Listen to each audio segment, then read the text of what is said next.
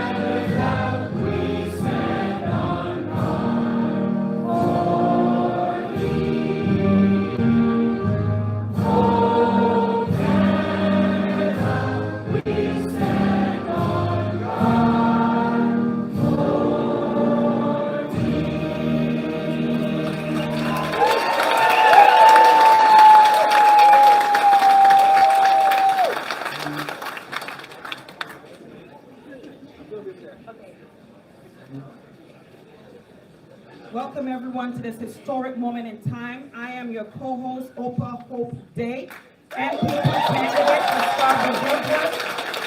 I have been a resident of Scarborough for 33 years and Scarborough-Guildwood for the past 11.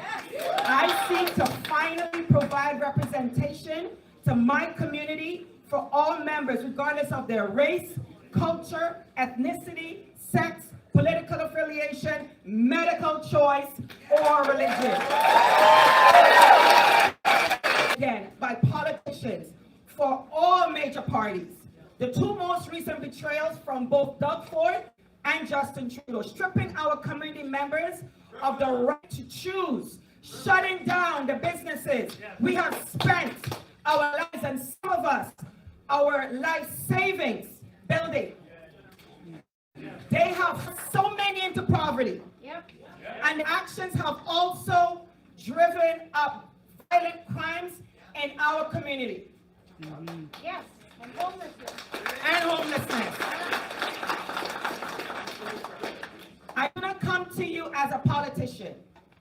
I come to you as a mother, a former South Toronto Outreach Program development worker, and an entrepreneur who has witnessed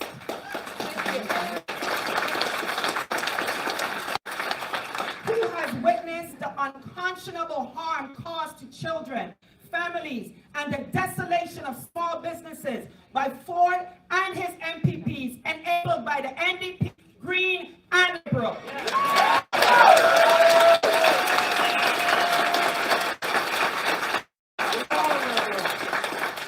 They all are. Accountability in government must occur.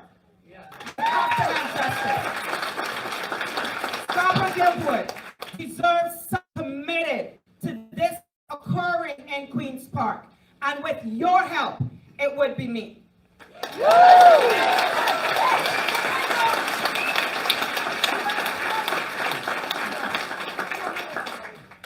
Hello, everybody, and good evening. My name is Rain Vega. I am the candidate for Scarborough Agent Court. I don't know if you're an Agent Court Scarborough, but all right, I like it. We got some Scarborough. All right, we'll talk later. It's a real pleasure for me to be co-hosting with OPA with this great event and be surrounded by all of you tonight. You know, if you were to tell me a year ago that I'd be running as a candidate for the New Blue Party, I would have laughed you right out of the room. Thank you. But here I am with all of you in Cambridge, Ontario. And we all know who runs Cambridge, Ontario.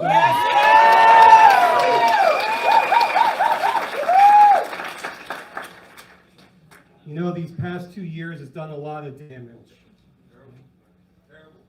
We've lost our friends, lost some family, lost our jobs, and sometimes our mental health and well-being. And freedom. So many things we've lost. I think we all collectively agree, yes? And that's why I'm here. Because we can't allow the establishment to keep damaging the province any longer.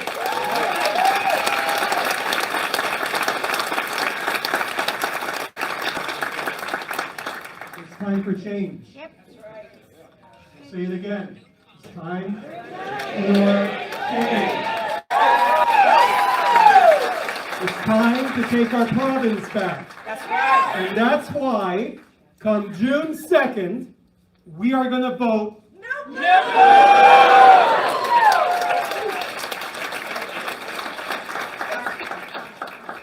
So that leads me into the history of New Blue. And I'll open up and start with Doug Ford.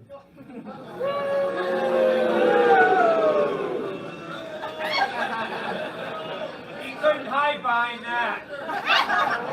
So Doug Ford was elected the leader of the PCs back March 10th, 2018.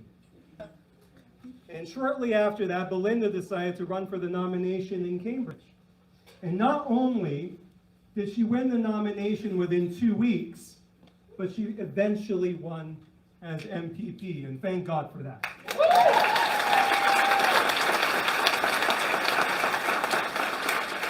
And then in November, Jim Karahalios, her husband, decided to run for the presidency of the PC party. And the thing is with that, folks, is that he was favored to win. But, due to ballot stuffing and election rules being breached, he didn't win. And instead, Brian Patterson, Doug Ford's buddy, hand-picked candidate, took on the presidency. So that led Belinda to introduce legislation, something called Bill 150, to have transparency and integrity in provincial elections. And guess what happened, though?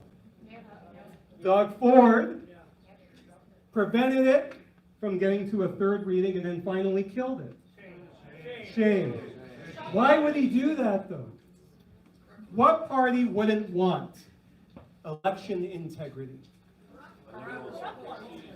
Which tells you everything you need to know about Doug Ford's PC party. And then COVID hit.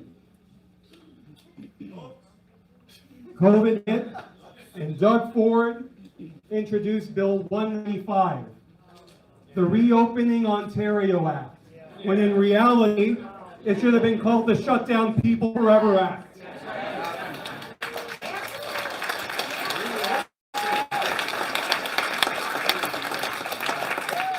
So Belinda read the bill, as she does with every piece of legislation. And she voted against it. She voted no. And when she was interviewed about that and asked her, hey, Belinda, why did you vote no to that? She said, well, it's government overreach, and not only that, unnecessary government overreach.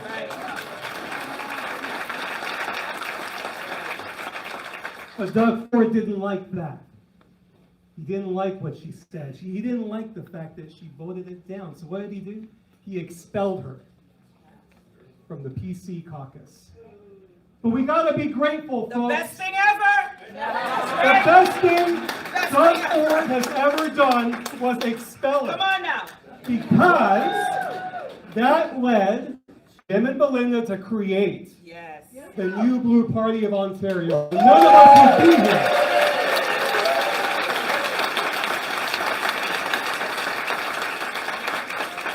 None of us would be here if it wasn't for that. So we're here to celebrate, aren't we, Opa? Yes, we are. Yes, we are. Thank you so much. Yes, we are. Round of applause, Rain.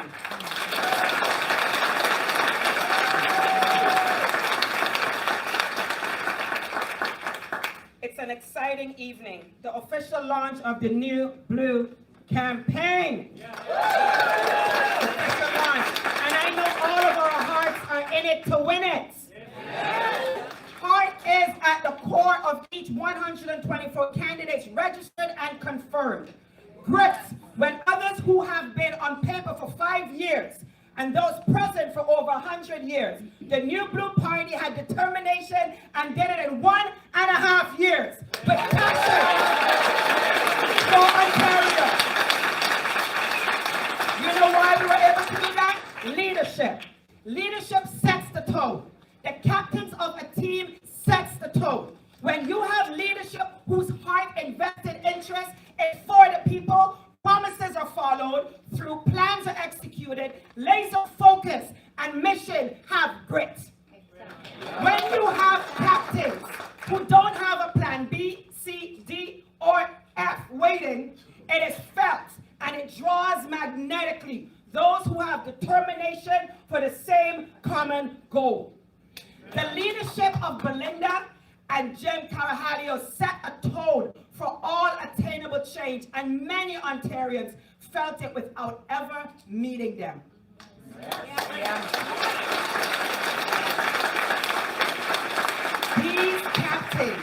These captains made heart connections with Ontarians, regardless of ethnic, cultural, or religious definition. You know why? They were not just leadership, they were ethical leadership.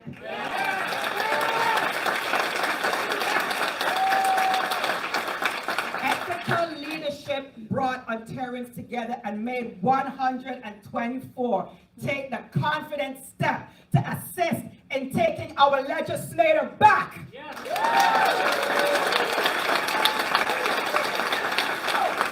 Back out of the swamp of corruption, dishonesty, and fiscal irresponsibility that have taken up residence within Queen's Park. Ethical leadership that will move with transparency for the real growth of Ontario. The return of dignity and respect for all Ontarians. That is ethical leadership. That is Jim and Belinda Carvalho.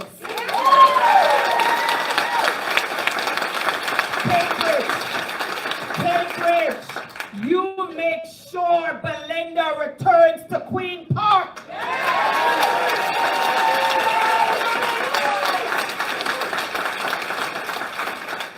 So on the agenda for tonight, we will be spotlighting 6 candidates as they take you through their journey from private citizen to New Blue candidate. You'll also hear from the heart of Cambridge, the one and only Belinda Carvalho.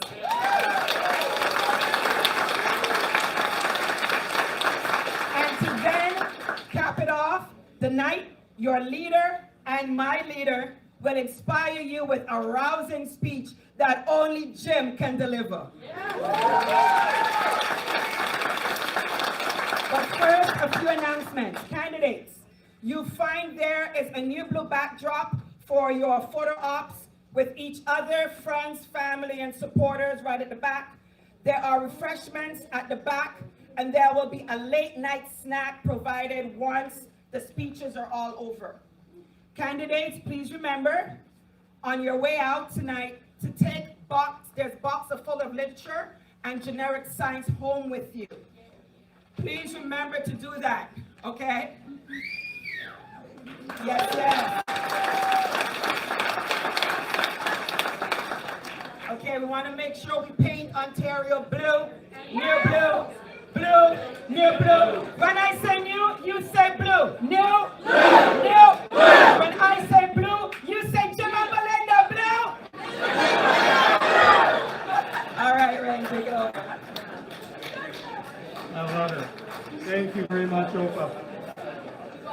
So, with all of that beautiful verbiage being said, I do want to introduce our first three candidates to the stage. So please welcome me, or welcome me, yeah. Please welcome me. Please join me in welcoming Heidi Jabber from Scarborough Asian Court, Scarborough Center, Connie Oldenburger from Oxford, and Stephen Kitchers from Wellington, Halton Hills. Give them a round of applause.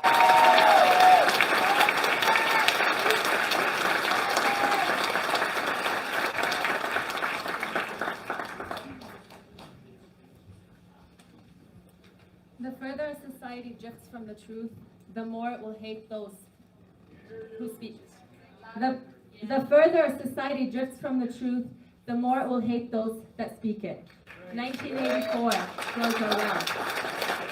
For the past 2 years, misleading information has continued to be promulgated by mainstream media, while at the same time suppressing evidence and science that is counter to the government and the controlled narrative. 2 weeks to flatten the curve, they said. Our government's COVID strategy has failed. Good evening, everyone. My name is Heidi Jabber. I'm a New Blue candidate for Scarborough Center. I'm a naturopathic doctor with a background in pharmacology. I'm a wife and a mother to 4 beautiful children. I first met Jim the first week of the trucker convoy, and I knew he was a freedom fighter. I've been following Belinda for the past year on Instagram. I admired her fearlessness. She's the only member in Parliament challenging Doug Ford in the PC government. As a result of Doug Ford's policies, Ontarians lost their jobs, they lost their education, they lost their rights to worship. Our hospitals and healthcare system was strained. Mental health crisis in our children increased, and so much more. But Belinda was there, opposing the perpetual lockdowns that have kept Ontarians suffering and in fear. She opposed the measures of masking, social distancing, and school closures, which result in a loss of human connection. This is detrimental to our children's development and well-being. She opposed Bill 100 on the right to protest in Ontario. If it wasn't for Belinda's strong beliefs in standing up to these draconian measures, we wouldn't be where we are right now. Thank you, Belinda. We need transparency. We need transparency in our healthcare. We need integrity, accountability at all levels of the government. I am excited to be part of the new Conservative Party of Ontario that was formed to offer solutions necessary to ensure our province's future is one of hope, opportunity, and prosperity. As a New Blue candidate, I will be committed to doing what's right. I want to help build strong families by protecting family values. I want to promote individuals to make decisions in their own best interests and encourage free will. We are only strong when we all have a voice. Finally, it's because of my children, all of our children, that I seek the right way forward, and the New Blue Party of Ontario will move us forward in the right direction, with strength, with stability, liberty, and good government. As an MPP for Scarborough Centre, you can count on me to do the right thing. Thank you, and what a wonderful turnout.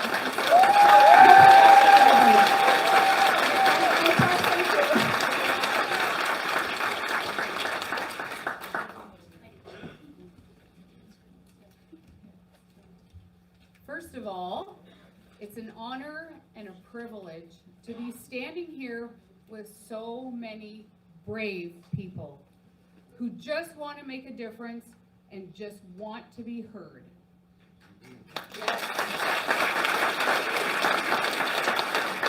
We have gone through what felt like a long, hard, dark winter. And here we are. Spring has come, and with it hope. We've been tried by fire, under immense pressure the last 2 years, but we've come out strengthened, not weakened. Stronger in our beliefs, our character, and are resolved to be the change, and that is New Blue.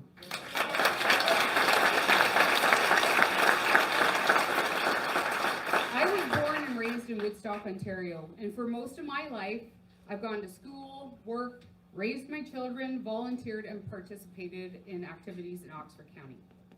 My husband and I keep busy on our farm just outside of Tavistock with horses, goats, and chickens. Sounds like a country bumpkin.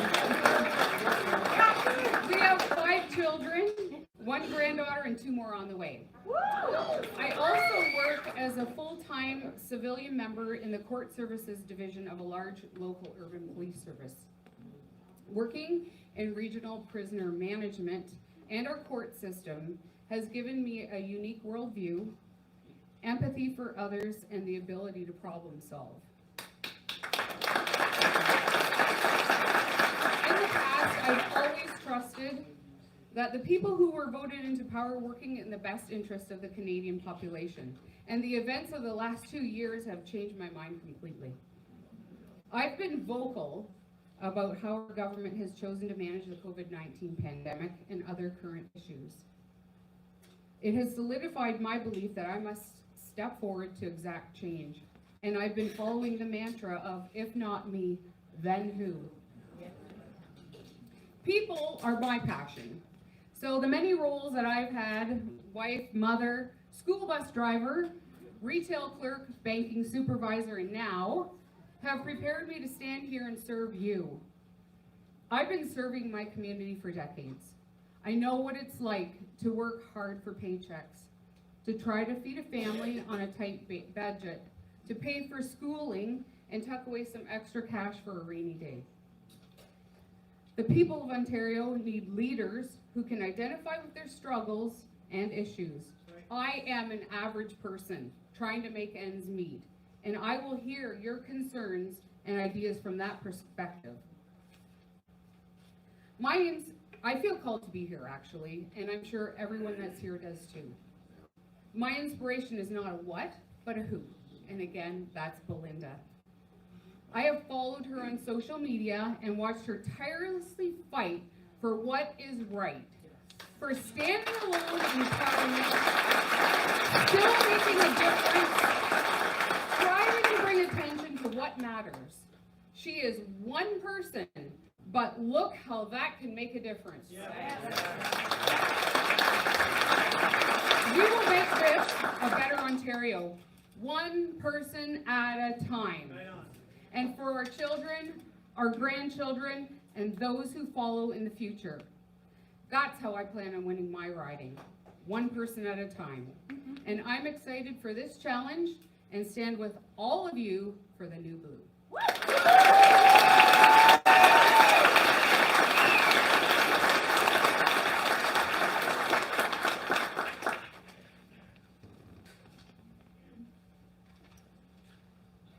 Thank you all for coming. Thank you all for coming, and thank you for Lilo and Jackie for allowing me to speak here, and thank you to Belinda and Jim for starting the New Blue Party. I will not have to plug my nose anymore when I vote in Ontario. My name is Stephen Kittredge, and I'm the New Blue candidate for Wellington Halton Hills.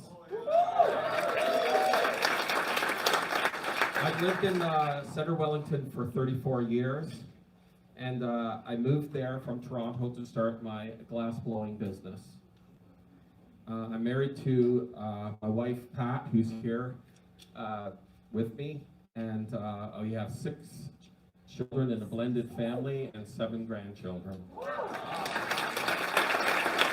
We are widowed, and we were married during COVID times. I started my business as a one-person design craftsperson, but now with my 2 daughters, it is a multinational, the largest hand-blown glass manufacturing in Canada and United States, and we're all over.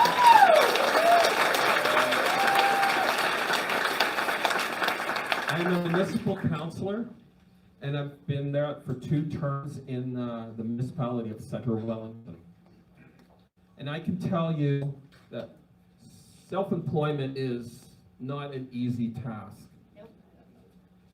But politics, if, and I say if, you really stand up for taxpayers and for your residents, is the hardest job that I have ever done.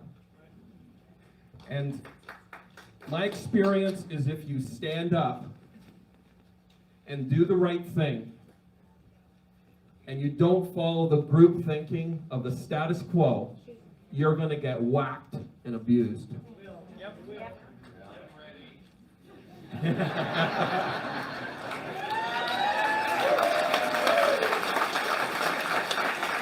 I'm here speaking to you about the New Blue because my experience in life, business, and politics is basically you have to stand your ground.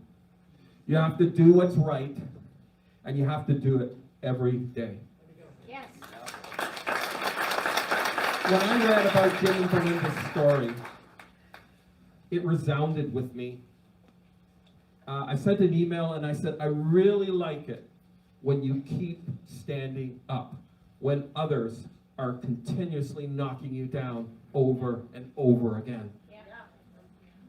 And this inspires me that we have leaders already in the New Blue that are doing the right thing, and something that I've done my whole life. And that inspires me because I can join this party with a clear conscience. We all are here basically because Belinda stood up in the legislature and said no to bad legislation. The truckers rallied the whole nation and scared our little dictator government basically because they said no mandates and they stood up. And we're all here standing up for others, challenging the direction of the giant mess that this province is in.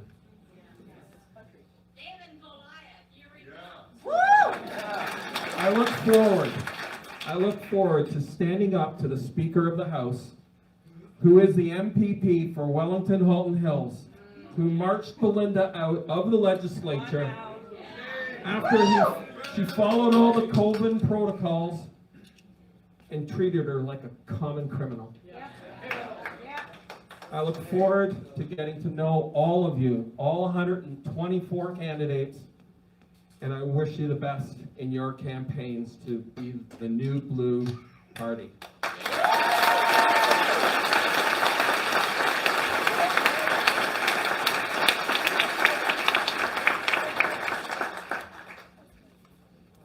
Thank you, guys. Thank you. So our next second set of candidates, Ashlyn Steele, Barry Ennisville, Spencer Ford, Durham, Victor Ehikwe, Etobicoke Center.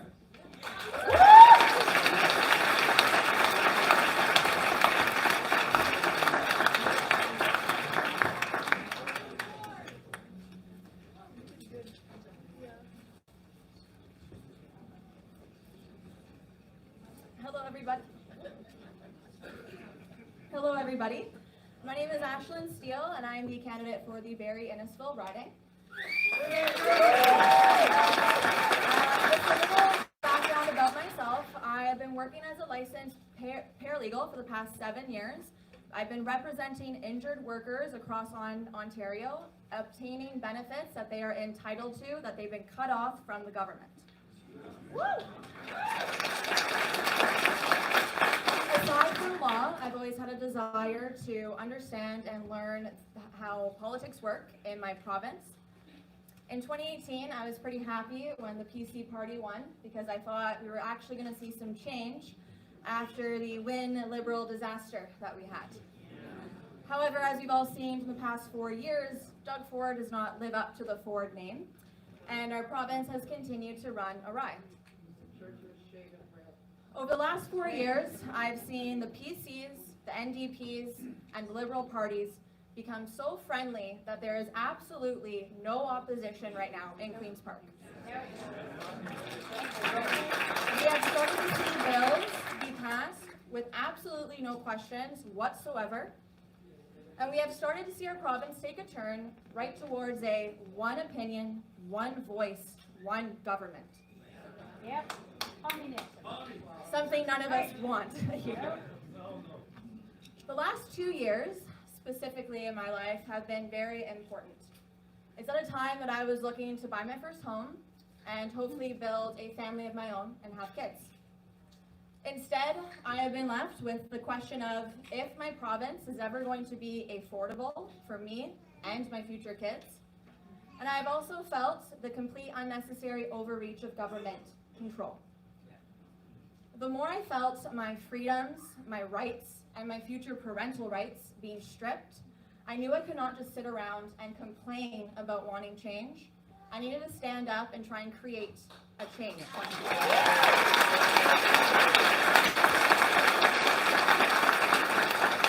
I initially thought, how can I get in and change the PC party? Had pretty high hopes and dreams at that point in time. But as we've heard now, and we all know from our own MPP, Belinda Carahalios, the second you disagree with anything, you are booted from the PC caucus. Yeah. So around 2021, I started Google searching alternative conservative parties in Ontario. I came across 2 parties, and thankfully one of them was the New Blue Party of Ontario. I started to read about the New Blues platform, what they were working for, and of their goal to have a full slate of 124 candidates come June 2nd.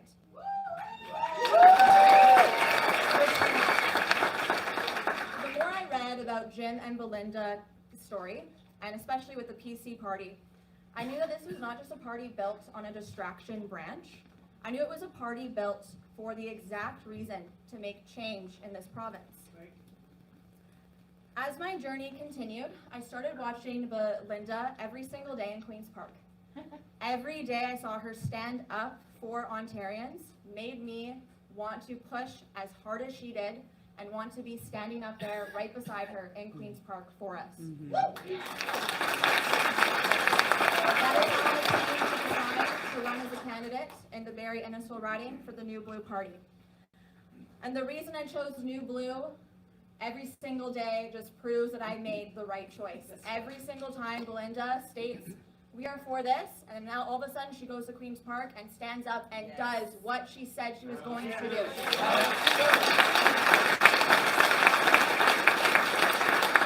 have heard the past 4 years talk and talk and talk. More so now come the June 2nd election coming up.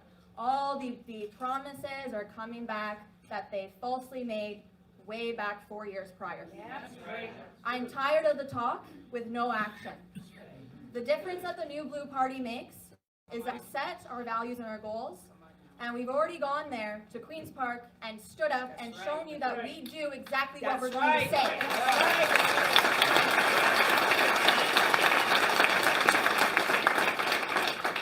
The past 7 years, I've been working for Ontarians. I want to continue my fight now at Queen's Park as an MPP for the New Blue Party. I want to thank you all for coming out here, for your continued support, and for all of you that are going to vote New Blue on June 2nd to get more of our voices in Queen's Park ongoing.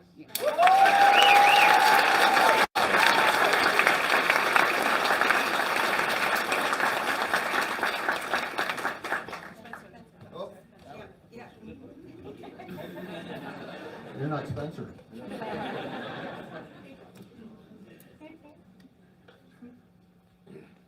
Yeah, and I heard Spencer Ford there, just off topic for a second. I'm not related to Doug Ford. Just so you know.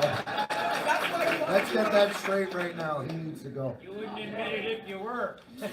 Look at me. Right? You wouldn't want that. So hello, everyone. I'd like to thank you all for being here officially to launch the New Blue Party campaign and to be part of this historic event. I'm honored and excited to be here with all of you warriors and for stepping up for our freedom, the rule of law, and our democracy. and you know what I'm talking about.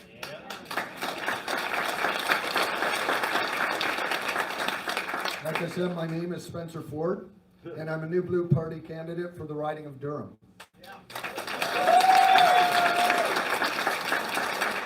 I'm going to tell you a little bit about myself and why I chose the New Blue Party. I joined the Canadian Infantry right out of high school at the age of 18 years old.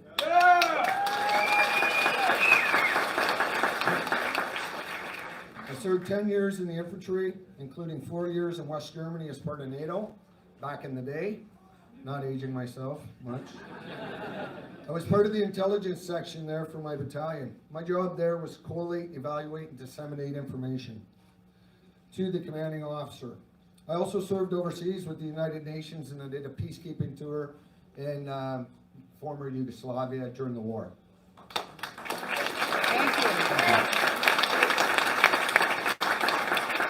Once I started my family, I decided to re-muster into the military police, where I did 4 years in Victoria, BC at a naval base. The pay in the military at the time was not so great back then, unfortunately, so I decided to go into civilian policing where the pay was a little better. I joined the Toronto Police Service from Victoria, BC, and was accepted and hired on to Toronto Police 54 Division, where I served 5 years in Toronto. After that, I was living in Durham region, and thank you. I'm glad I'm not there now, but thank you.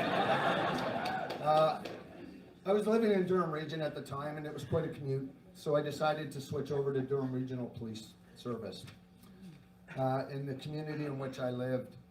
While I was a serving officer, I started a successful landscaping business as well. This allowed me to transition into my business full-time when I finished my policing career at 50 years old. And I'm only 50 in 1 month, no. Based on my career, as you can see, I'm about defending this country and the rule of law. Yes. I swore, thank you.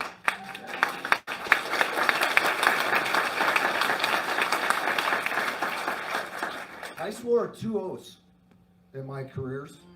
The first one being before God that I would defend this country from foreign and domestic enemies.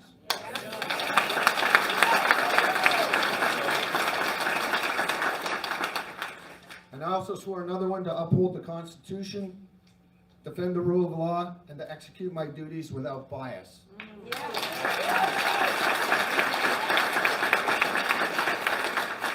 And that's exactly what I intend on doing.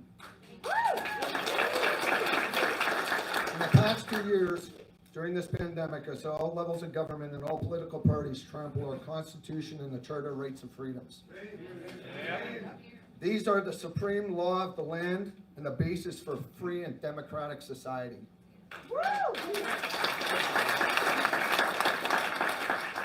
It became clear to me that our democracy was under attack, and their tyrannical left-wing agenda had to be stopped.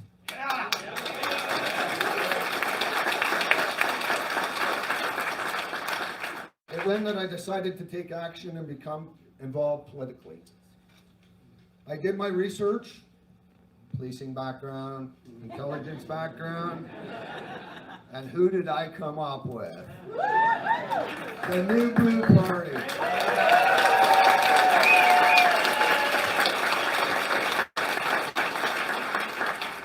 And under the leadership of Jim and Belinda, the party was for me. It was clear that they were true warriors, that they held the same core values, which are moral integrity, a sense of duty, and to uphold the rule of law without bias.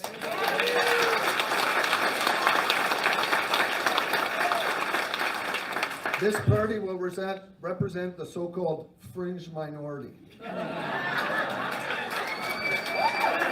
think they're going to be mistaken in this election. That they have been censored and silenced. I personally will represent my constituents in Durham with integrity and give them a voice in Queen's Park. Now they will finally have an opportunity in this election to have a voice for the freedom of choice. That's right.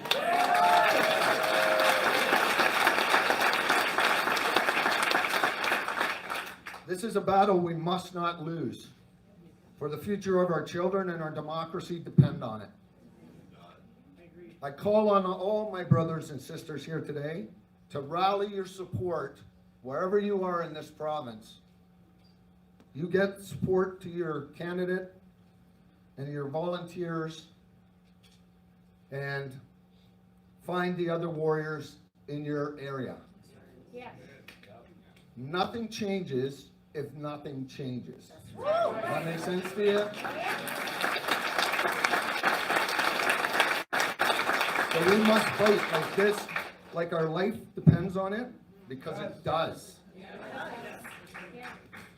We can win this battle.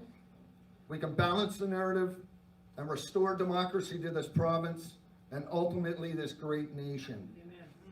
So many have paid the ultimate sacrifice for our freedom, and I've known some of them. It is now our duty and time to fight. As a veteran, I am honored to be part of this amazing team of freedom fighters right here. And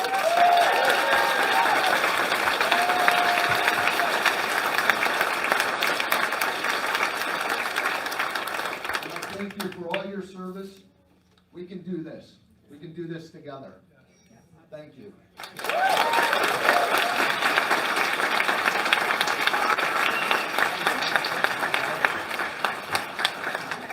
Thanks for your service.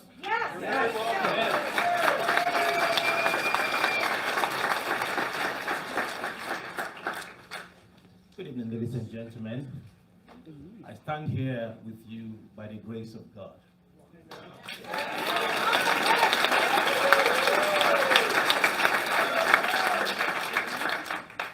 The God who the founding fathers honored.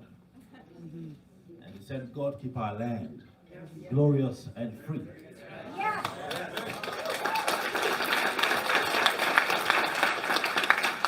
My name is Victor Ehikwe. I'm an immigrant to Canada from Nigeria.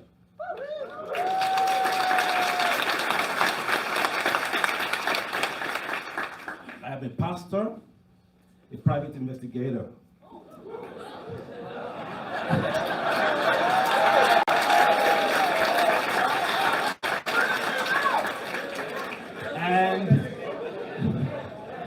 And the MPP candidate of Etobicoke North.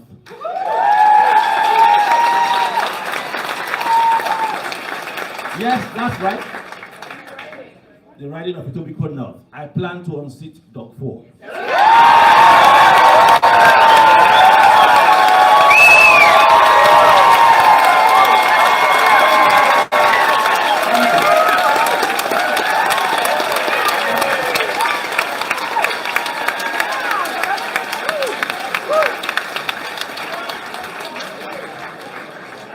A few years ago, I settled into Canadian life with my family, learning firsthand from interactions within my community and church ministry about the struggles, pain, and suffering pressed upon the people and families of our great province. Hardest hit has been the retirees and the aged population, the single-parent households, and the people with disabilities, addiction, and mental health. Sadly, a replica of the corrupted governance that I fled from my country of origin has been exposed in Ontario.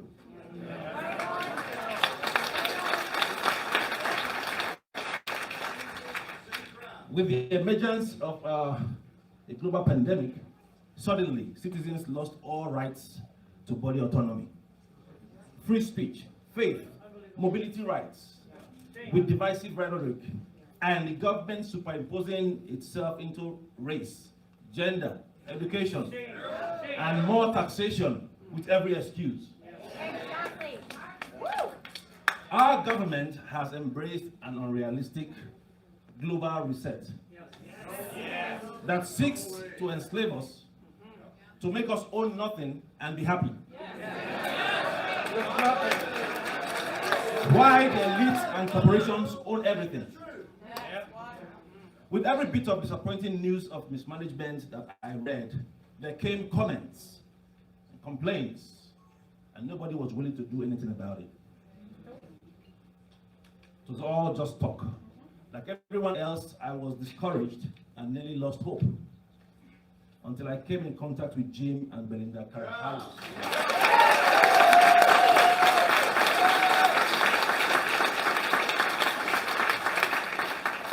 I learned about how this family has been leading a fight to emancipate the people of Ontario under the New Blue Party. In the book of Genesis 37, a story was recorded about a young, happy Joseph who was given a coat of many colors by his father. He was sold to men from the east as a slave by his beloved brothers who were supposed to protect and guide him. Ladies and gentlemen, our brothers who swore by our Charter of Rights to protect us have also sold us out as slaves to a life of toil and labor owned by foreign interests. However, the good news is that the outcome ends well by God's purposing.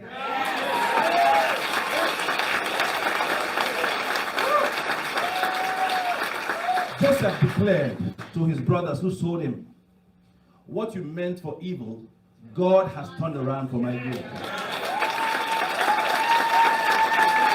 The evil that the world leaders are embracing is expected to turn around for our good in June. And our hope, prayers, and expectation are that Jim Carahalios will be premier.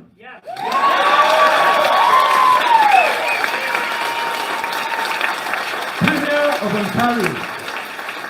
And Ontario will rejoice under the plan of the New Blue Party. God, that the founding fathers of Canada honored to keep his land, to keep this land, is still able, and we expect him to be with us in Ontario and Canada to keep us glorious, free, through gold and blue. Thank you.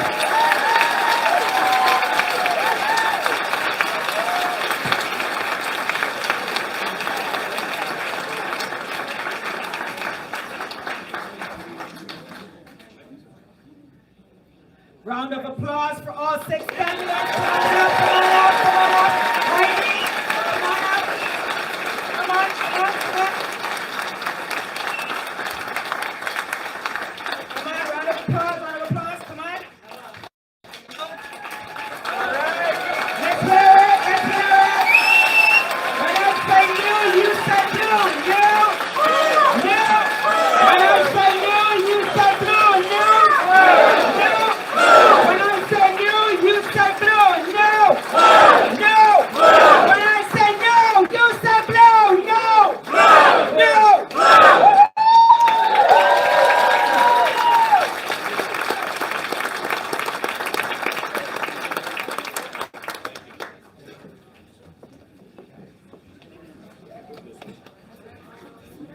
Well, everybody, that was exciting.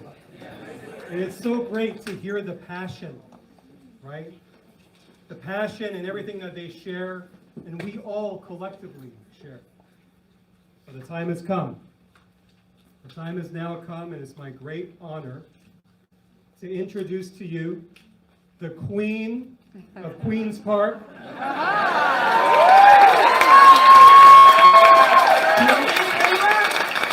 The lioness, the one and only Belinda Carahalios!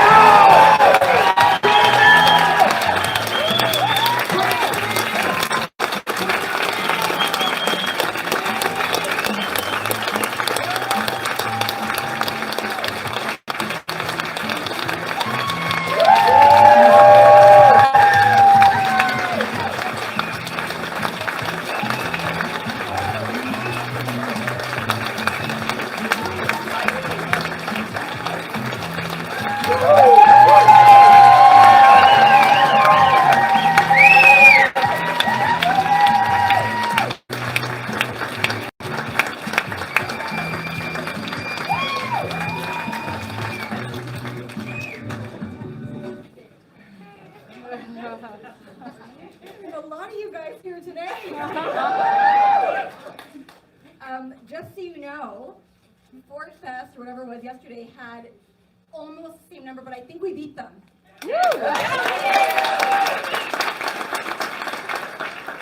saying something. It says that we are here for change. Yeah. Change is in the air. I can feel it. The energy here is amazing. Thank you. Good evening. I'm so pleased to see so many of you here today. The parking lot was packed to the brim.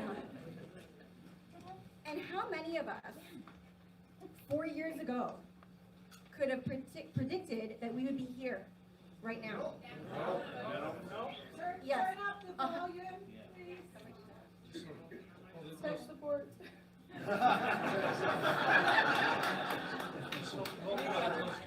You have to hold it Better? close to your mouth. Oh, yeah, that's better. That's better. That's excellent. Thank you. Thank you for the feedback. So, you are here today because you support the New Blue Party of Ontario. That's right. Thank you. Thank you for that. And I know many of you support me and the work that I did at Queen's Park. Yes.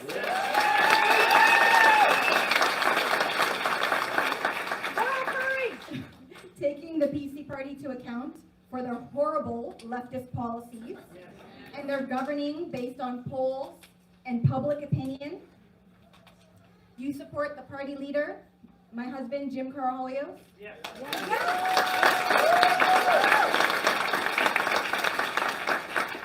Who has persevered through cancer, chemotherapy, and reconstructive leg surgery. Wow.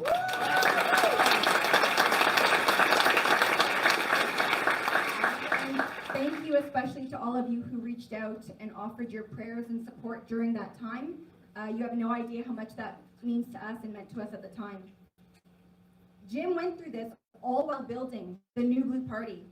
And while he was supporting me and the work that I did at Queen's Park, and he continued to take the time to be a loving father to our son, Victor. You are here to support the many volunteers who have spent countless hours doing all of the necessary and vital behind-the-scenes work that we could not have done without them. So a big thank you to all of the volunteers.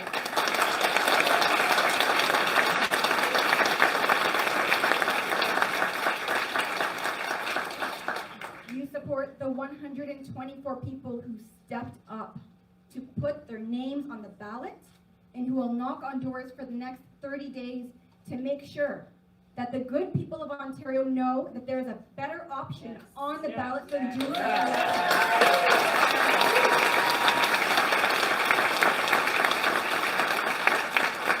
You need help in Queen's Park. I sure do, and I So I know most people finish with thank yous, but I'm starting with my thank yous because I think it's really important. Thank you for your support. We would not be here today if it wasn't for each and every single one of you here right now. Yes.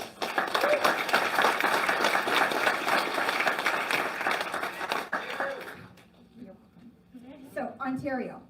Ontario has had 3 parties, the PCs, the Liberals, and the NDP.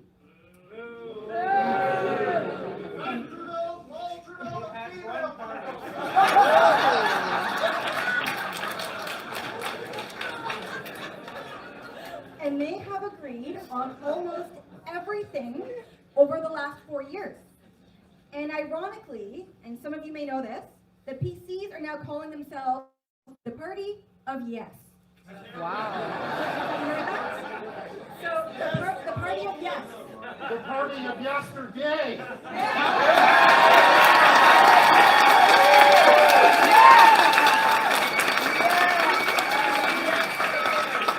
that's way better than what I have. The only question they can answer yes is how do you plead guilty?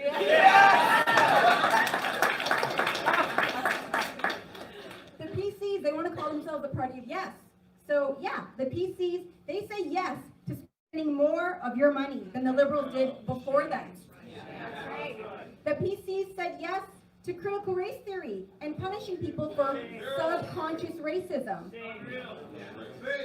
The PCs say yes to mask mandates, to vaccine mandates, to you losing your jobs or your education based on a personal medical decision.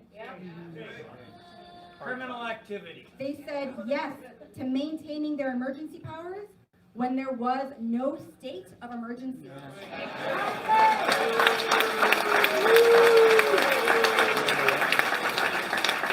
Now, do you remember that bill that allowed emergency powers.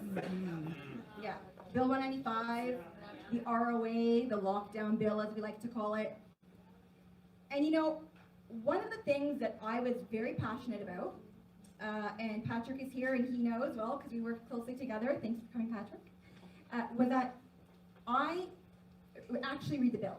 Every single bill that goes across that table, government bill, opposition bill, I'm reading the bill. I am reading that bill.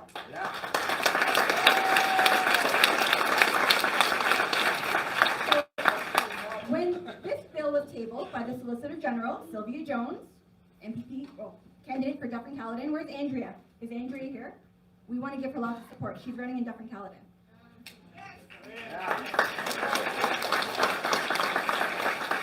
When she tabled the bill, now keep in mind, this is the minister that I was working with because in 2018 I was elected under the PC banner because I, like many other Ontarians, like many of you, got fooled. Yes. And thought that we were going to get a conservative government, which we didn't. Nope. So we're 2020, I'm the parliamentary assistant to the Solicitor General, and I read the bill, and I'm shocked. And I don't believe that I'm reading it right, because it's that bad. So I bring it home, and I ask Jim, because he's a lawyer, and I say, honey, you really got to read this bill. I'm pretty sure it allows Doug Ford and his cabinet ministers to maintain their emergency powers without there being a state of emergency. And there would be no debate. There's no voting on any of the decisions that they make. So this lockdown act was taking away one of the main jobs that our elected members have, to debate and vote on rules, laws, and legislation that would affect all of Ontario, all Ontarians. So Jim reads the bill, and he's also shocked, and he can't believe it. It was as I understood it. The PCs wanted complete control.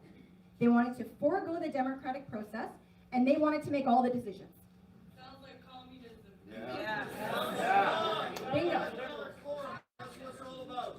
So the day comes now, the big vote on the PC party's lockdown bill. And on July 21st, 2020, I vote no.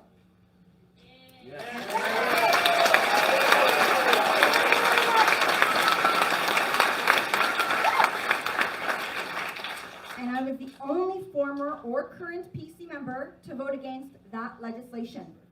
And for daring to exercise my right to vote on behalf of the many people who elected me, and on behalf of many Ontarians who saw the evil of this bill, for daring to do my job, I was kicked out of the PC party. How dare you? And unfortunately, so too were 19 loyal volunteers, and some of them are in the room as well today. Wow.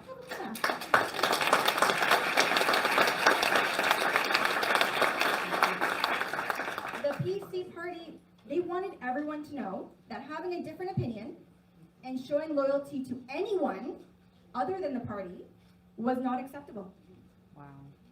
But, as all things do, there's good that comes from it, right? And so two good things came from this expulsion. One, it brought attention to the bill, because had I not voted against it, and had I not been kicked out, this bill would have flown right under the radar. Wow. And the second good thing, it was the catalyst for the creation of the New Blue Party of Ontario.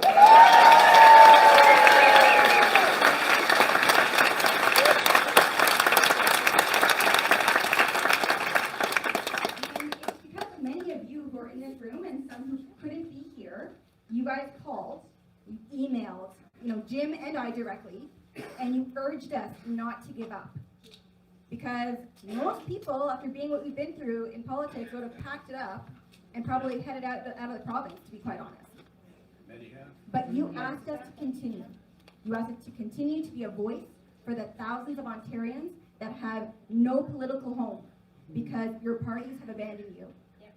The parties that claim to be for the people and for workers were in fact only for the lobbyists and for themselves. So we created a new party. the New Blue Party of Ontario.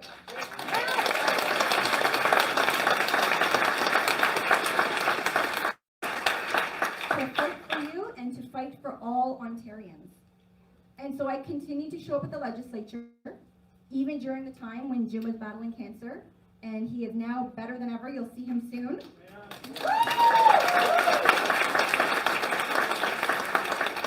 And I continue to read the many bills that were tabled from both the governing PCs and the opposition.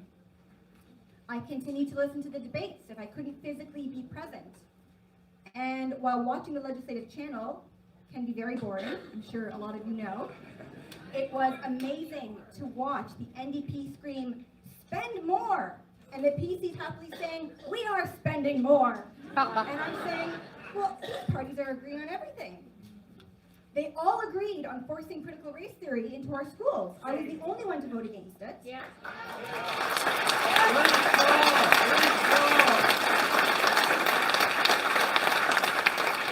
They all agreed on forcing a carbon tax on Ontarians, which is making life more unaffordable.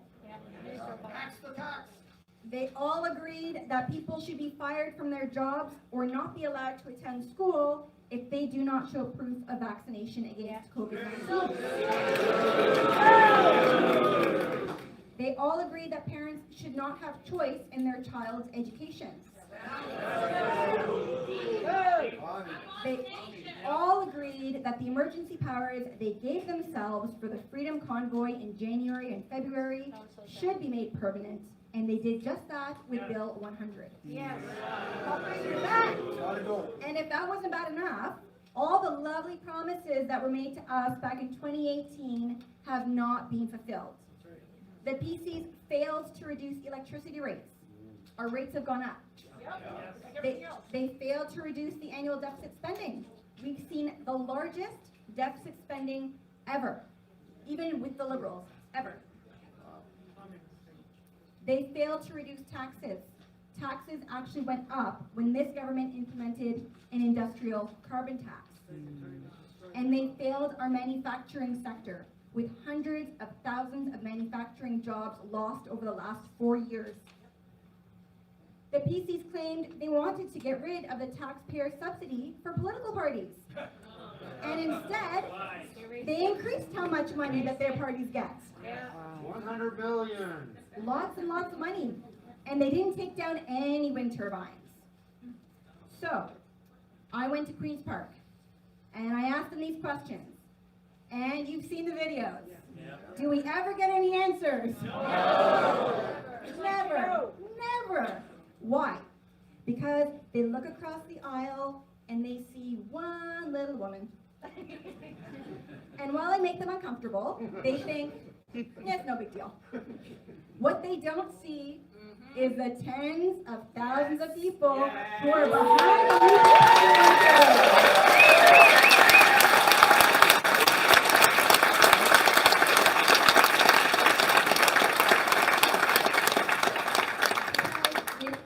your support and encouragement and engagement, we have been able to continue to challenge the left and change the narrative, despite the many challenges that have been put in our way.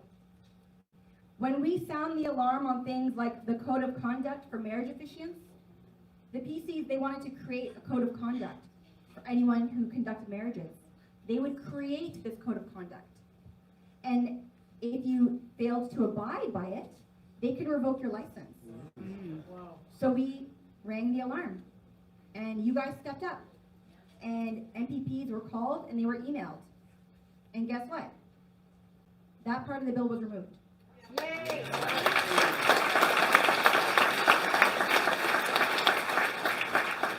When we sounded the alarm about voter fraud in internal party elections and tried to put through a bill to make it illegal, the PC said they wouldn't support it. But you called and you emailed your MPPs, and it passed second reading. But, there was a little but there, not before the PC said they wanted to add an opt-out clause, and that their party would opt out. Of course. Imagine that, opting out of any type of punishment if fraud is conducted in an internal party election. And then, of course, they let my bill die at committee. The PC party doesn't want those kinds of rules. That's the problem. And then when we sounded the alarm on Bill 67, Racial Equity in the Education System Act, a concerned mom, Catherine Cronus, she stepped up.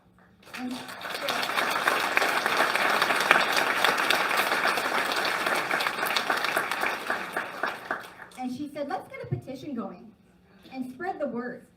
Let's put some heat on them. Let's put the pressure on. And she started stopwoke.ca. And with your help, again, and thousands upon thousands of other people who signed, we gathered signatures and I presented them at the legislature.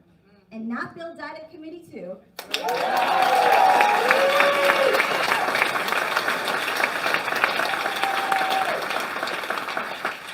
We have done so much with just one MPP in the Ontario legislature.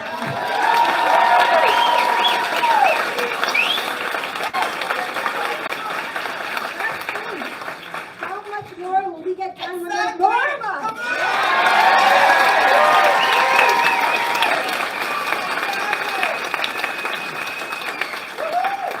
We all support and believe and hope for a better, stronger Ontario. And I know some of you may have never voted before. You consider yourself not very political. I've met some of you are former NDP, Liberal, some of you are former PC or Green voters. That's all right. Because we are here, all of us, together, right here, right now. A passionate, highly engaged group of people. The fringe minority. Like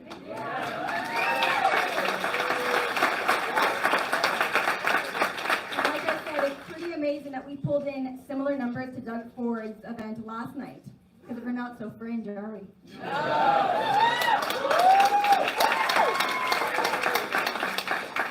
So, could I have predicted that we would be here, starting and supporting a new provincial party together?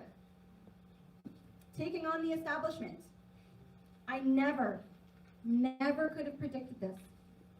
But there is nowhere else I would rather be.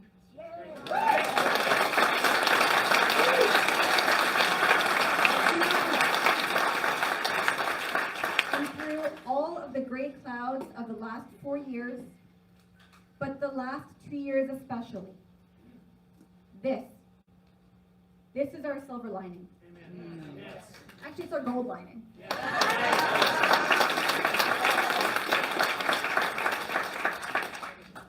And together, we will do the one thing that will make the biggest difference.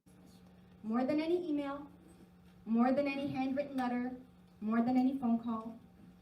We're going to vote. We're going to vote. Because every vote for the new Blue Party is a vote for liberty, Yes. for stability, Yes. and for good government.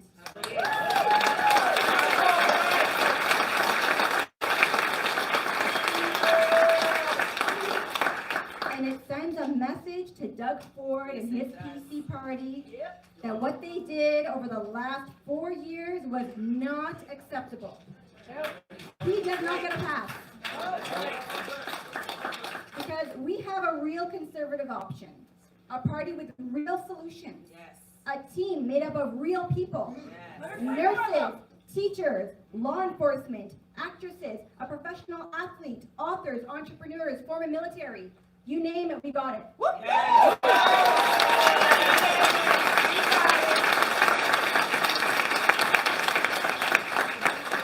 Let's support them this month. Get a lawn sign. Tell your friends, volunteer, donate. Because we can't rely on the media, and we don't.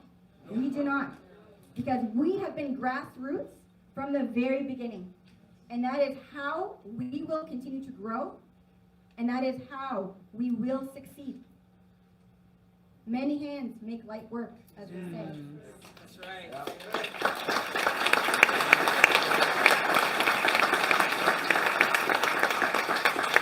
So, this is it. It is time for a new Blue Ontario.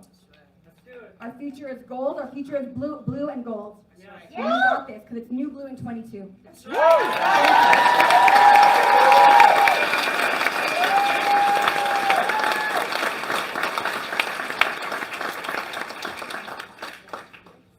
All right, and now, it is my absolute pleasure to introduce you to a man who needs no introduction.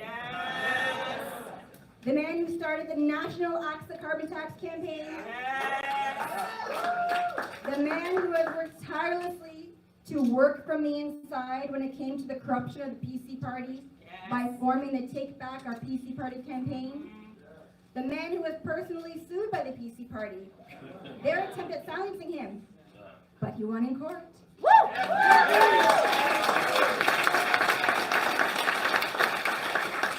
And while many people would have given up at this point and said, what's the point? This man did not do that. He kept pushing. He kept moving forward. And all the while being a supportive and loving husband to me and father to our son. Woo!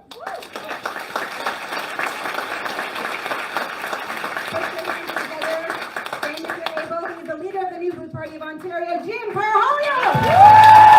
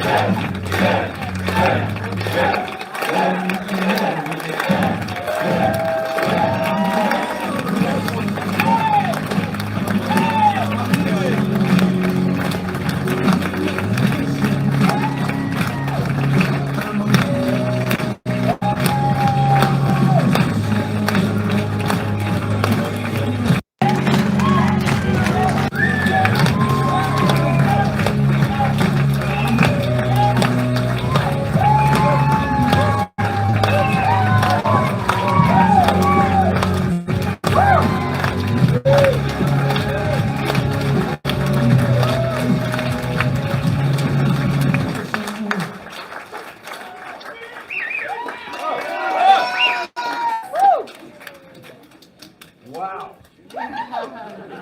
Thank you, everybody.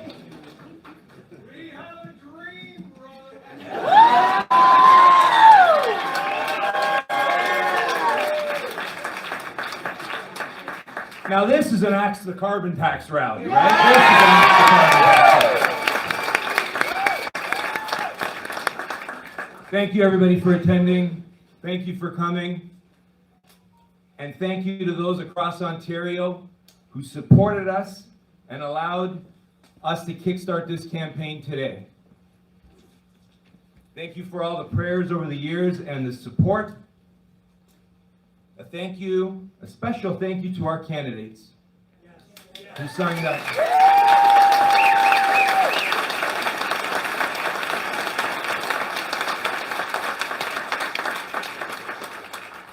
Their commitment to put their name on the ballot infused hope in us to keep moving forward.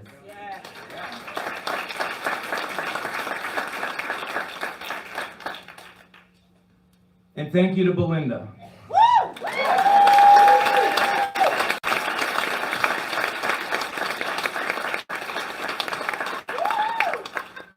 It will be tough for me to match Belinda's presence on this stage. Small but mighty. An impossible act to follow, but I'm gonna do my best. Belinda makes us proud, and I'm honored to say I'm your husband.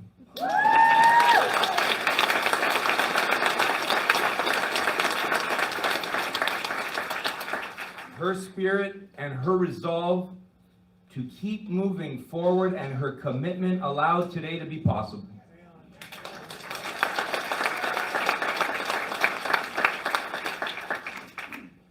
And I want to thank our son Victor, who has an exceptional mother.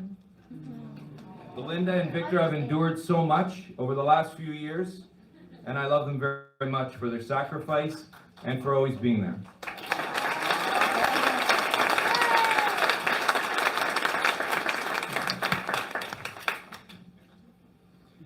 We gather today in the middle of an unprecedented journey that we're on. To get to this place, we've had to endure quite a bit of pain. And that's all of us, and many that are not here today. Many across Ontario felt pain far deeper than any of us will ever know. Some of them are still struggling to get back on their feet. Sure, it's true, the PCs sued me in 2017, and they've rigged elections, and they promised they wouldn't do it again, and Doug Ford did it again in 2018.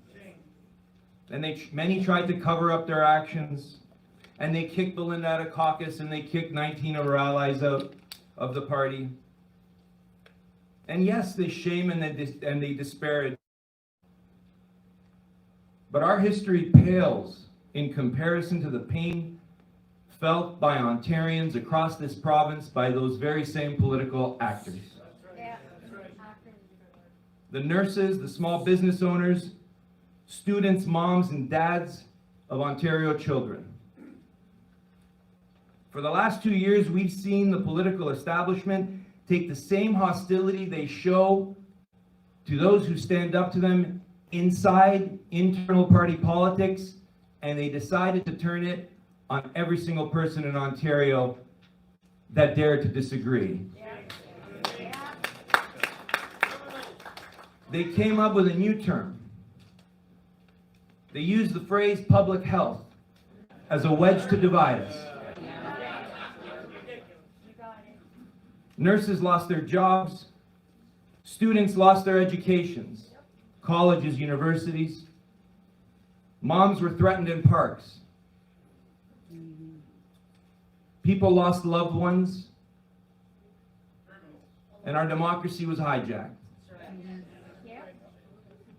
Recently, I was in Peterborough, speaking at a restaurant, Peter Burgers, that was shut down. A mom came up to me. She wanted to thank Belinda, let's be honest.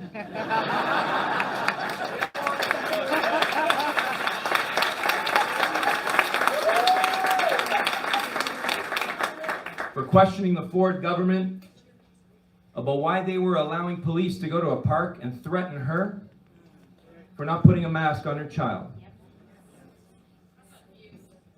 If it wasn't for Belinda questioning the Ford government, she said, and for us bringing awareness to that issue, many may have not heard about it. A few months ago, I remember a woman calling me about her mom who fell sick. Desperate to get early treatment for COVID that we had been talking about on the radio station, that very few Ontarians knew was available here. But by the time she got a hold of me, it was too late. Her mom fell ill into a coma, and it was too late for that early treatment. These people didn't ask for that from their government. They were just living their lives. They were living their lives based on a common understanding of the values and the principles we thought that our government in Ontario would always respect. They weren't asking and crying for the system to change. They weren't crying for a revolution. The system changed on them. The system turned on them. We were luckier. I wasn't in school in the last 2 years, and we were able to find alternative arrangements for our son. Somewhere we didn't have to wear a mask. But I often think about what it would have been like if all of this happened in the last 2 years while I was still a youngster and my dad was still around. I grew up in a small business, cutting potatoes in the basement of my dad's fish and chip shop.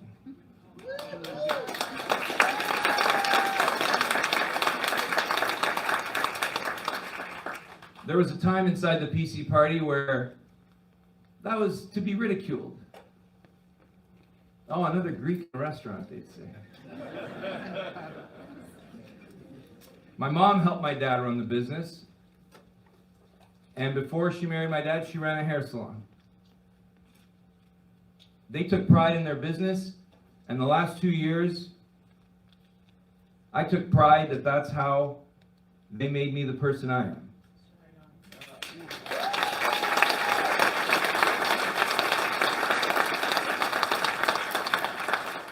Restaurant owners and those that operate hair salons, amongst many other businesses, were the hardest hit in the last 2 years. But like my parents, many Ontarians, they came here because Ontario, this place told them, and those that came before them, that this was the place that was going to be built on the values and principles that we all shared. That they could run their businesses and enjoy maximum use of the fruits of their own labor, and government would respect that. Such a simple principle. That they could participate in the political process without fear of retribution. That the government wouldn't come after them for holding a different opinion in politics. And that they would never be ashamed of believing in an almighty God.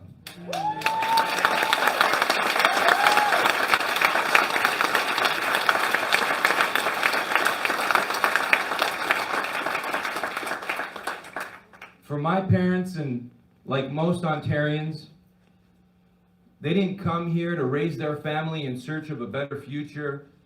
They didn't send me down to cut potato peels for an award or a red carpet. There's no coverage on the news. There was no victory. They didn't come here for that. They didn't do all of those things for acknowledgement. They raised their family and they did the best they could to provide a better future because it was the right thing to do.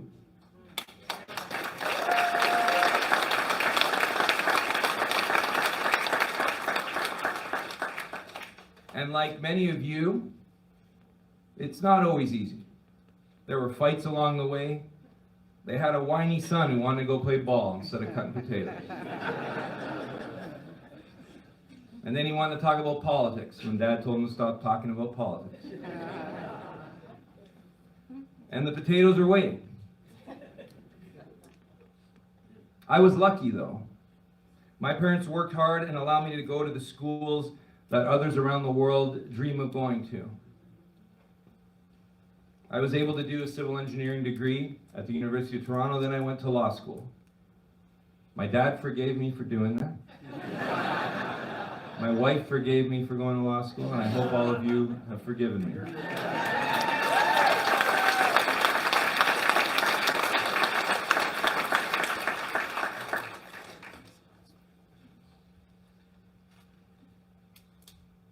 But despite my dad's warnings, I often took those shared values and principles for granted. It could never be in this place that I was born that those shared values and principles would be turned on their head. No way. Not in Ontario. Maybe somewhere far away. some time before I was born. The first, Belinda and I saw it up close and personal, inside internal party politics, how those simple values and principles are turned on their head. And the powers that be, they get hostile. And then we had to watch them do it to regular Ontarians, hard-working Ontarians for the last 2 years. But like my parents and like all of you here, Ontarians keep moving forward.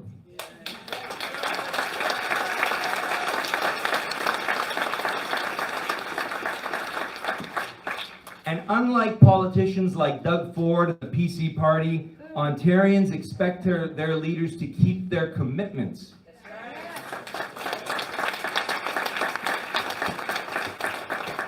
That is what we have done, and that is what we will continue to do.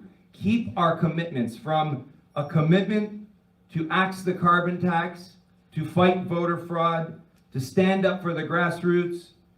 And when Belinda says she's going to Queen's Park to represent her constituents and stand up for her conscience, we keep our commitments.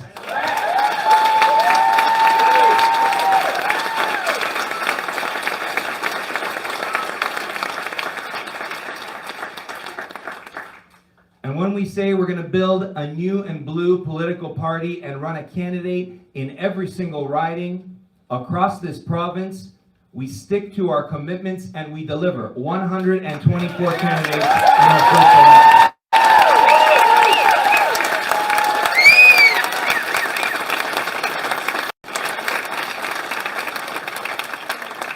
That is what Ontarians expect of their political leaders. Keep moving forward and keep your commitments. That's right. Ontarians have known something's wrong with the political process. They know the people that are supposed to represent them and supposed to work for them, they're not doing it. Sometimes they can't put their finger on it. Maybe they don't know how to articulate it. But when I travel from Fort Erie to Toronto to Ottawa to Niagara, if I'm on the phone with someone in Thunder Bay or Windsor, people know something is wrong. The pundits and the pollsters, they want to tell us everything's all right. We're just a little group here, they say. No one else in Ontario. Why are they in for a surprise?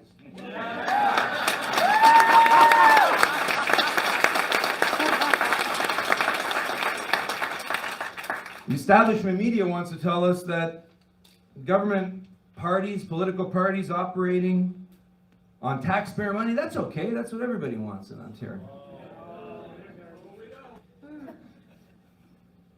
But Ontarians know something's not right.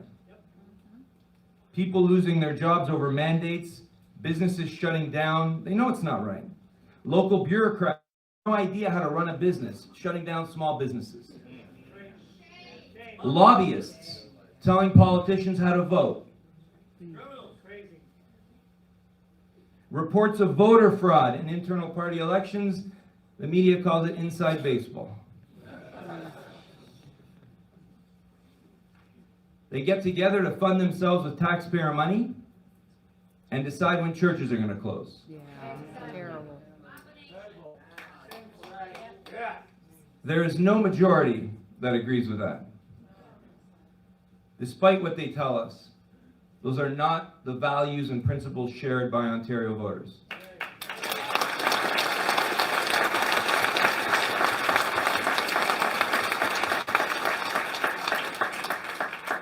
When you ask Ontarians if they agree on police threatening parents for not masking their children in a park, or bureaucrats finding their children at school for subconscious thoughts, with electricity rates skyrocketing, an economy stagnant, they do not agree with these fundamental matters. They know something is wrong.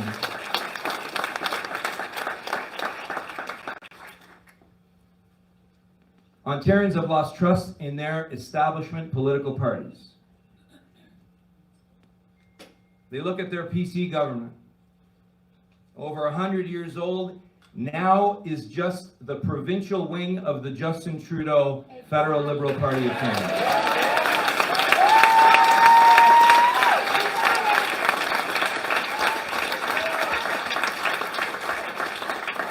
They promised to be open for business. They shut down Ontario more often and longer than any jurisdiction in North America. They promised to grow an economy. It's been puttering at 1%, give or take. They promised to defend taxpayers by a pledge to axe the carbon tax. Then they deceived Ontarians by bringing it back, an industrial carbon tax, and cutting a deal with Justin Trudeau to bring in that industrial carbon tax way before the courts decided, because they knew they were going to throw that case. They threw that case, hundreds of millions of dollars in court, to concede 2 of the 3 arguments against the carbon tax in court, a show to deceive us. They promised tax relief, gave us license plate stickers. They promised relief in electricity rates. They're building the biggest wind turbine project in Eastern Ontario, keeping the banana republic of the wind turbine scheme going. Everything the Liberals have installed, the PCs have left in place and have accelerated the pace.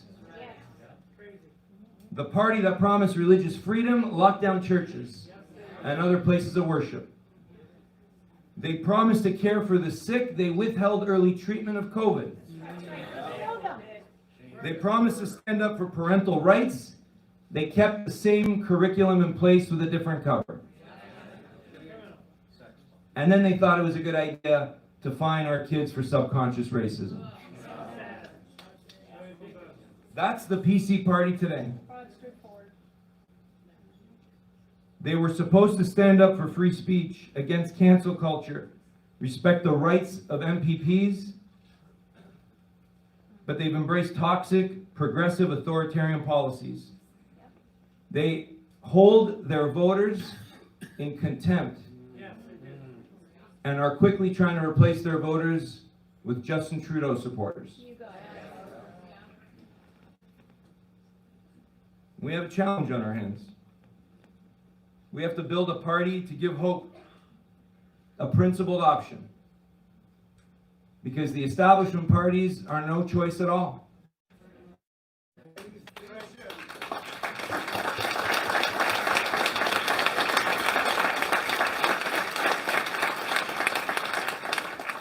People are demanding a chance, and we must give them a choice. We will. And we know the enormity of the challenge on our hands. We will be ignored, we will be called names, and they deny us our impact. There will be no red carpets for our party. But if we are principled first and keep moving forward, the victories will take care of themselves.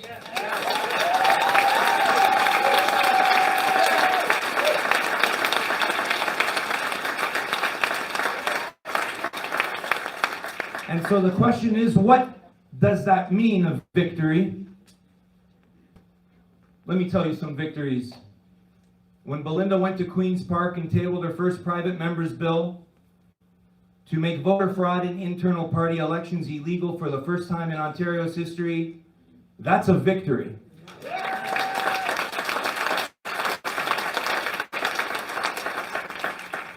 When you all rallied behind her to stop the PCs from taking away religious liberty by imposing a marital code of conduct on marriage officiants, and they reversed course, that's a victory.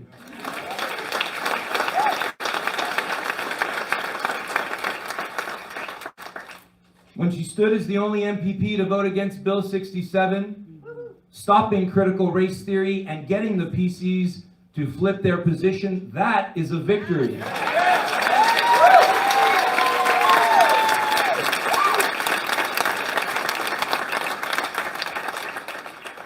And when she was the only current or former PC MPP and the only politician in Canada to stand up and vote against her own government on a piece of lockdown legislation That is a victory.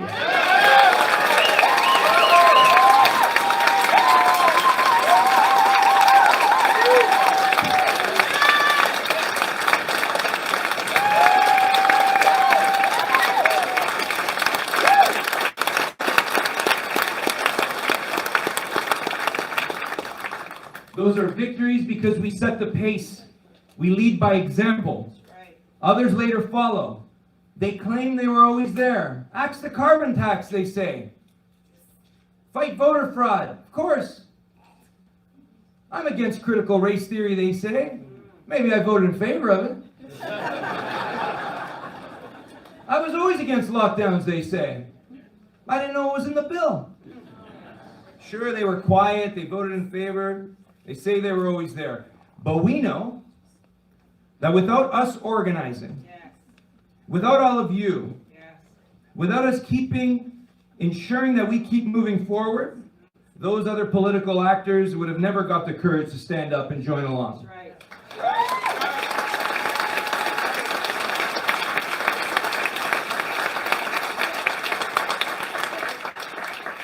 And they will come and go. They'll go from federal to provincial, provincial to federal. But we won't be dismayed. We cannot stop because we know if we stop, things will get worse a whole lot faster.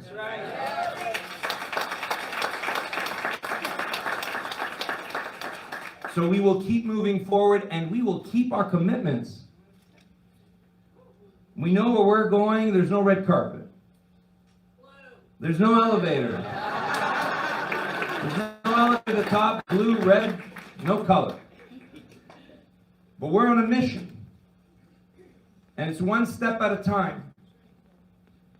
A mission to call out cronyism and stop the hijacking of our democracy.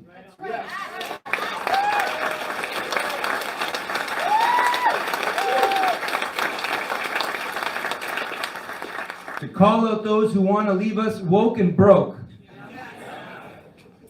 To stop the slander that says a parent who refuses to mask their child or take an injection in that child's heads or their veins is spreading misinformation. Stop that slander. Stop the slander that says those who expect their government to act with integrity are somehow fringe. We're going to stop that slander.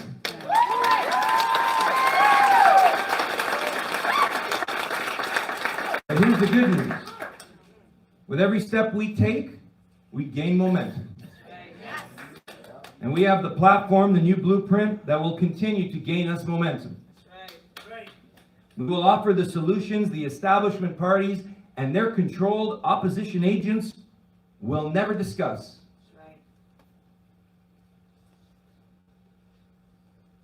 We will fight to use legislation and fines and push for the banning of vaccine passports in the public or private sector.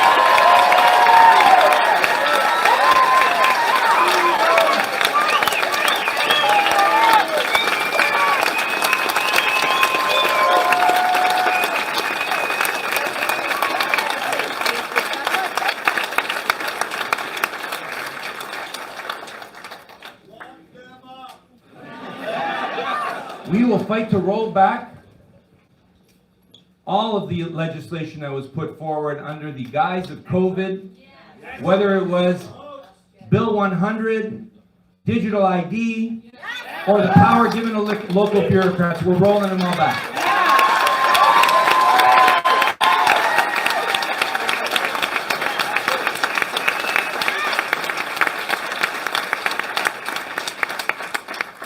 And we will keep pushing for restitution for those that were harmed by Doug Ford's state of emergency, starting with the truckers who lost their business.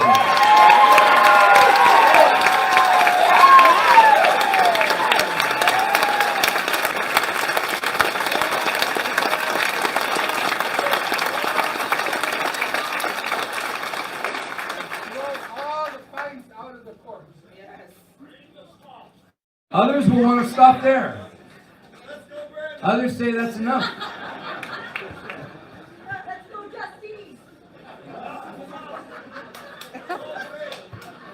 I know you're in a hurry. I should probably wrap it up. Leave you now. It's getting hot in this room. Y'all ready to go canvassing and put the signs up?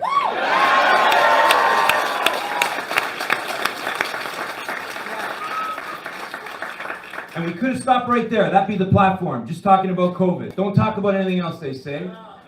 No one wants to hear about it. Don't worry about all the other things going on.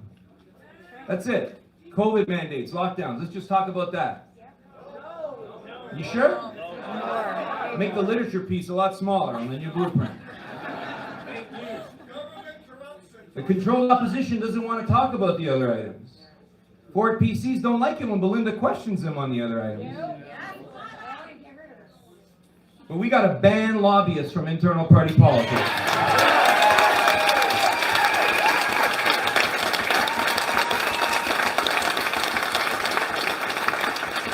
Whether they own a Ferrari or not. We got to crack down on voter fraud in internal party elections and get Belinda's law on the books.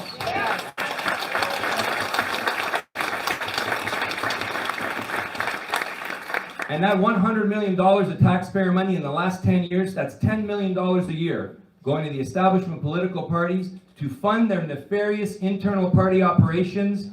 We have to scrap that taxpayer subsidy and do such a good job that it never comes back.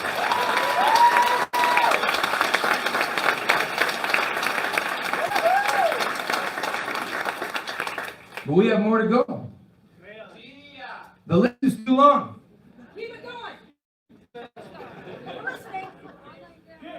Let's talk about the media. Let's talk about the media. Get that man 50 lawn signs and put them up tonight. Media is not talking about us. They've written the articles, 124 candidates, the only parties that have them in place, the PCs, and another candidate. It's like they don't know about us. They get upset if we put too many signs out in Cambridge, trying to shut down more democracy. Conservatives have always fought for a free press and to defund the establishment media of Justin Trudeau's taxpayer funding, right? And we're always told it's a federal issue, not provincial. But Doug Ford's found a way to emulate his buddy Justin in one more way, funding the establishment media. The Toronto Star was going broke 2 years ago. Would have been a good thing. We wouldn't have had to see that cover disparaging the unvaccinated. But their private equity buddies came, bought them off the stock market, and they had a plan, they said. What was this business plan they had?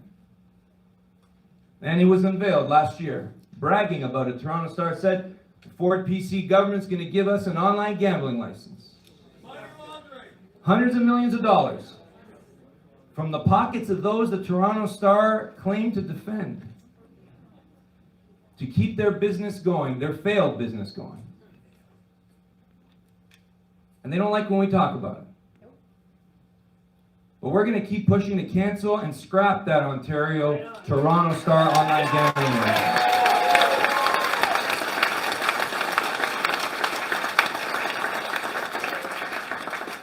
And the rest of that establishment media, what were they saying for the last 2 years? Maybe we should tax the unvaccinated. Taking taxpayer money from Justin Trudeau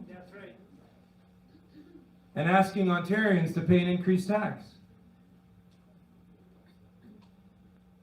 Maybe we should tax the media that get the Justin Trudeau bailout subsidy.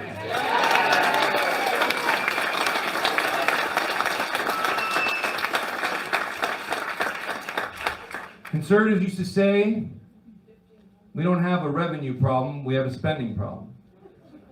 But under 20 years of Liberal and PC rule, we now have a revenue problem. This economy has been growing at 1%, 2% maybe. Even at their best projections, it's not much higher.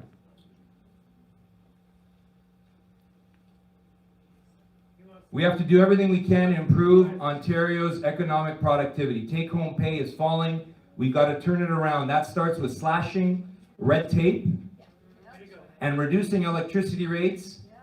And we all know the only way to do that is take down those wind turbines. Yes.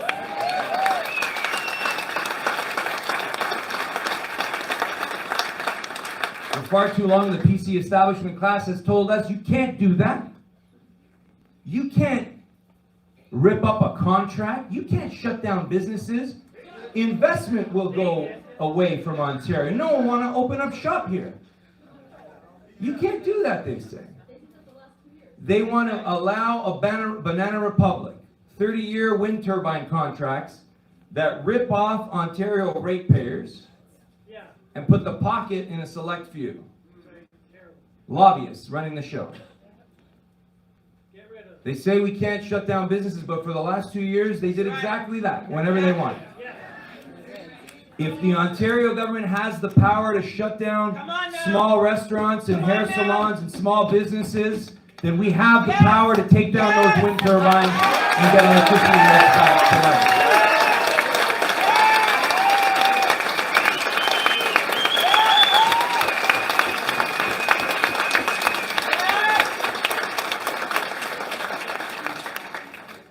On tax relief, PCs and Liberals, every time they talk about tax relief, to give their corporate friends tax cut.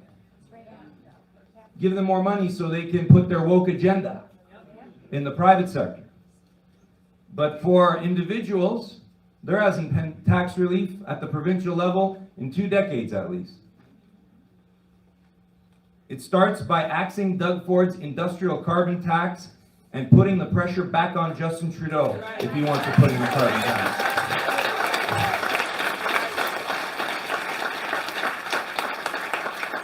Those costs on industry are passed on to every Ontario consumer. And when you have provincial governments putting in a carbon tax and a federal government putting in another one, you know what that's designed to do? To keep the carbon tax in place forever, regardless of when another government comes in federally.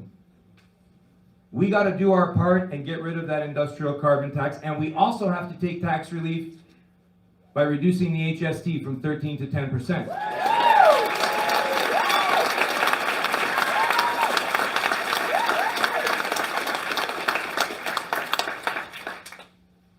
But there's more to do in healthcare. We've got to expand early treatment for COVID.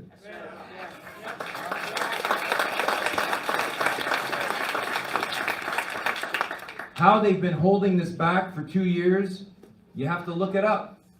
And when you find the early treatment, you have to meet the criteria. It's a disgrace. We've got to clear the backlog of procedures and offer choice in services, but cleaning up healthcare has to start with rehiring those nurses who lost their jobs.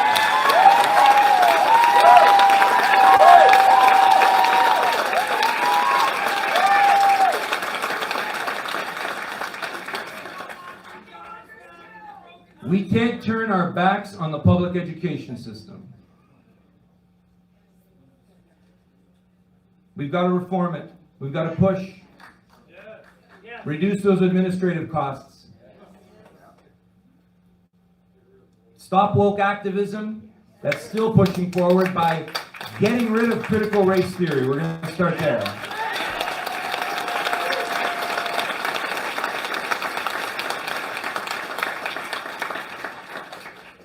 And for those, though, parents, they can't wait. They're done with the public school system. It's about time in this province we push forward for tax credits for those parents who find alternative educational settings for their children.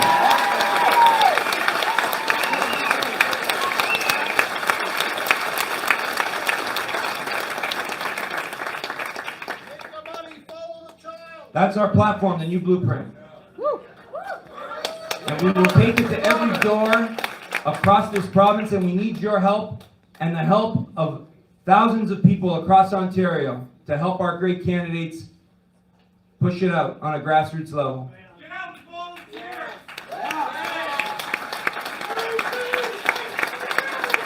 The other political actors in this election, they're not talking about these issues. They're going to conceal their true intentions. But we're going to keep talking about the policies that matter most. We will continue to challenge and we will continue to change the course. That's what we will do. Yeah.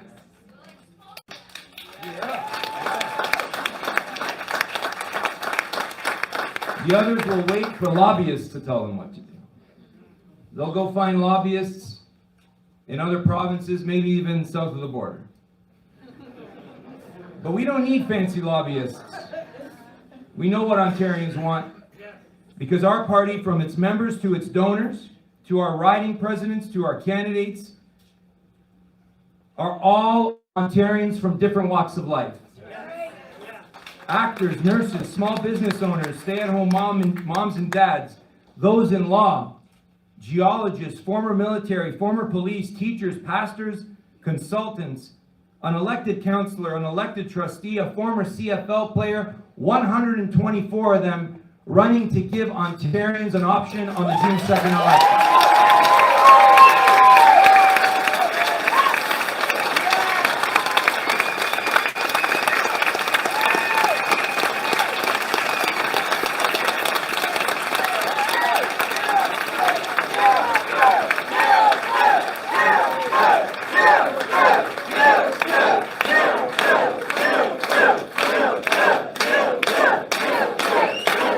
Wrap it up and I'm leaving now.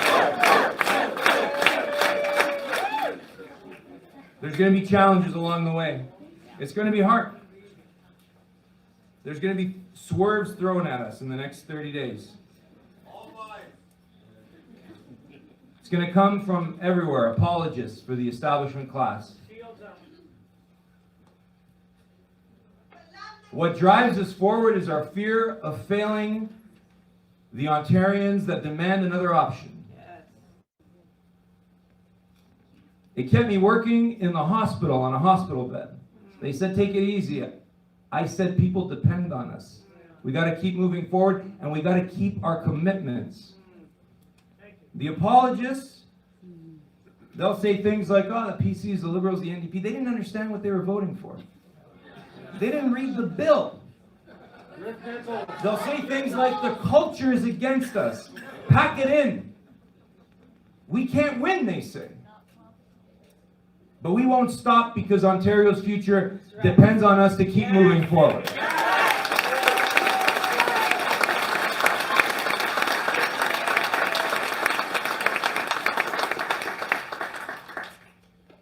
Anyone who's interested in challenging the establishment class will find a home in the New Blue Party. That's right. We are united.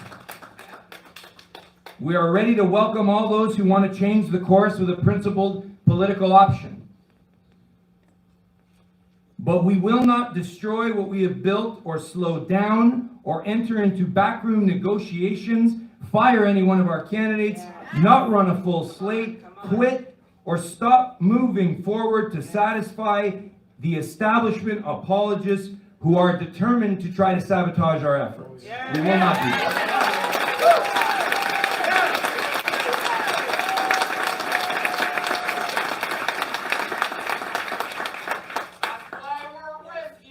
Thank you, and that's why we're with you. Because our goal is more than just changing government, we must change the course. Our plan was to challenge the left, balance the narrative, and change the course. And today, we are continuing on that plan. We are doing that. We are keeping our commitments. We have already challenged the left. We have already balanced the narrative. The evidence is there for everyone to see. Doug Ford and the PCs are running from their track record going to the next election. The NDP and Liberal politicians, they can't even defend their own bills. We don't know how fast it will take for us to succeed. We don't know how fast we can get our measures implemented. We're not fortune tellers. The pundits, the pollsters, those with alternative agendas, they'll try to tear us down. But our belief in something is in something greater. We know that if we stop, things are going to get worse. We will continue in pursuit of a brighter tomorrow, in action, not empty rhetoric. We say what we will do and we do it. That is what hope is. Hope in the face of a lawsuit to persevere and to win. Hope in the face of expulsion to say, we will not quit, we will fight on, we will build something new when the shackles of the old institutions have locked us out of the process. Hope to keep taking action and reaching out to new people when everyone around you says it's impossible, it won't work. That's hope. Not empty promises, not action that one knows will fail, but they offer it anyway. Hope is a desire for a brighter tomorrow, based on necessary action to get there. The action that is lived without even knowing the result you're going to get. Because we know the righteous winds are at our back, and we have a belief in those things that are not yet seen.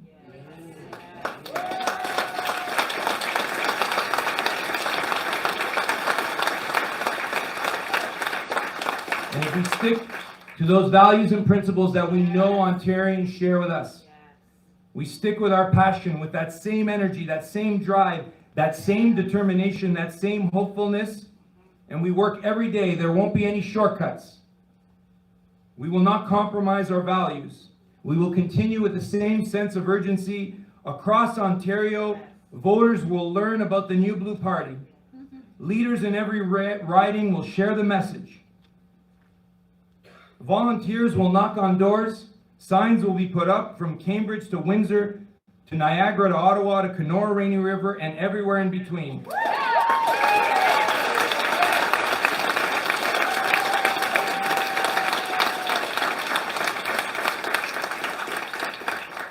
The left will be challenged.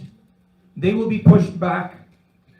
The narrative will be balanced. We will keep changing the course. Belinda will get re-elected. New Blue MPPs will be sent to Queen's Park.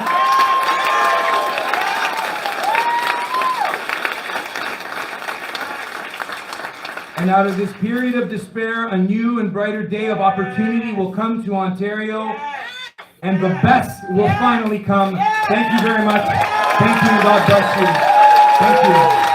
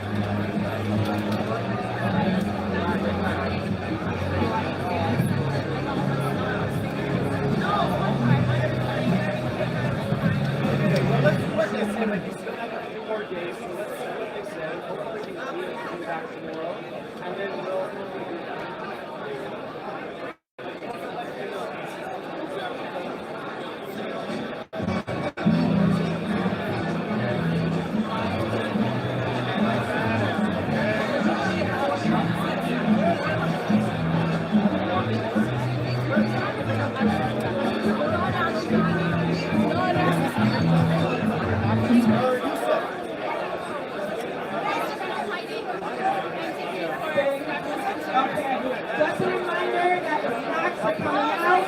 Also, I will take some pictures, posters, meet and greet. Hashtag Influ22.